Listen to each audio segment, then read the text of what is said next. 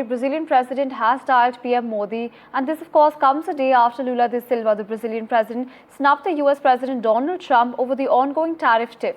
Now, Prime Minister Narendra Modi and Brazil's President Lula da Silva on Thursday agreed to enhance cooperation on trade, technology, energy, defense, agriculture, health, and of course people-to-people ties. Now, this comes days after US President Donald Trump imposed additional 25% tariffs on India, taking the total to 50%. What's important in this story is that Brazil too faces 50% tariffs from the United States.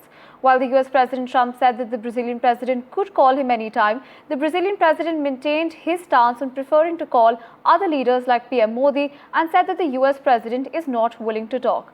Let's in fact listen in to what the Brazilian president had to say. Vocês pensam, eu não vou ligar para o Trump para comercial não, porque ele não quer falar. Mas pode ficar certo, Marina. Eu vou ligar para o Trump para convidá-lo para vir para a COP, porque eu quero saber o que ele pensa da questão climática. Vou ter a gentileza de ligar. Vou ligar para ele, vou ligar para o Xi Jinping, vou ligar para o primeiro-ministro Modi, vou ligar. Só não vou ligar para o Putin, porque o Putin não está podendo viajar. Mas vou ligar para muitos presidentes. Cara, vem aqui. For bringing us more on this story is Yuria Fansali, senior journalist, joining us straight from Brazil. Now, of course, we heard the soundbite of what exactly the Brazilian president had to say. Now, help us understand that what exactly is a signal or a message that the Brazilian president is sending to the world when he chooses to call PM Modi instead of calling Donald Trump, who explicitly said that the Brazilian president could call him anytime. Well, good morning, everyone. If Trump's intention with these tariffs was to weaken the BRICS, as the result might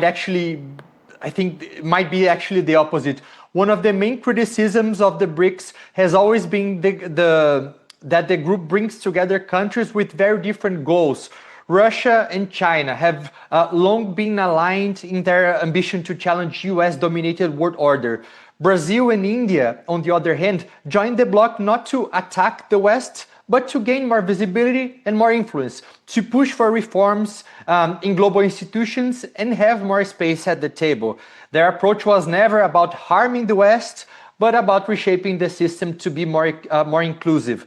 That's why this move from Trump might end up doing the one thing that the BRICS had always trouble achieving, giving the group a shared political purpose. By hitting both Brazil and India with tariffs, Trump is pushing them toward closer alignment with China and Russia inside the bloc. Countries that already saw the US as a threat. A group that often struggled to speak with one voice now finds itself facing a common challenge coming straight from Washington. And that political effect is coming on top of growing economic ties. Today, Lula and Indian Prime Minister Narendra Modi spoke about boosting trade between their countries. And there's already talk of India opening its market to more products from Mercosur, which includes Brazil, Argentina, Paraguay and Uruguay. In other words, Trump's move is accelerating South-South cooperation and encouraging countries like Brazil and India to work even more closely together. So in the end, this strategy might backfire. It reinforces the idea that the United States is no longer a predictable or reliable partner, and it gives the BRICS exactly what they lacked, a political reason to act together, not necessarily to attack the West, but to build an alternative, and that's a message that goes far beyond just tariffs. That's why President Lula wanted to call Prime Minister Narendra Modi. Absolutely. You've also mentioned that, well, instead of creating a divide in the BRICS, and of course President Trump has explicitly spoken against the BRICS time and again. Help us understand that you're essentially trying to say that this instead would help the BRICS come together. Now, how realistically, what sort of an opposition can the BRICS sort of form or sort of portray when it comes to the US and of course its rising US protectionism?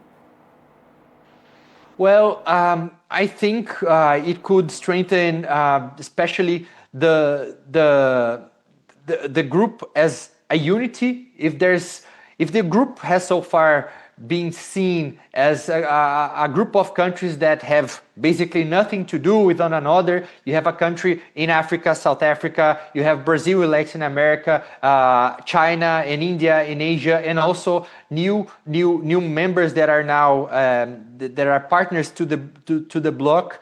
Now I think we start to see not a group that is only gathered by common economic interests, but also groups that are sending a political message that the West, the US especially, will no longer dictate which rules are followed.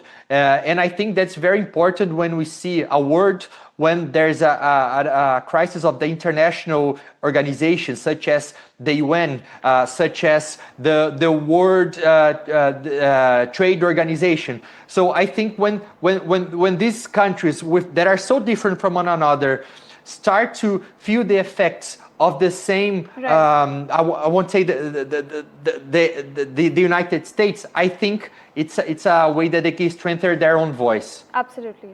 Well, thank you so much for joining us and sharing those details with us.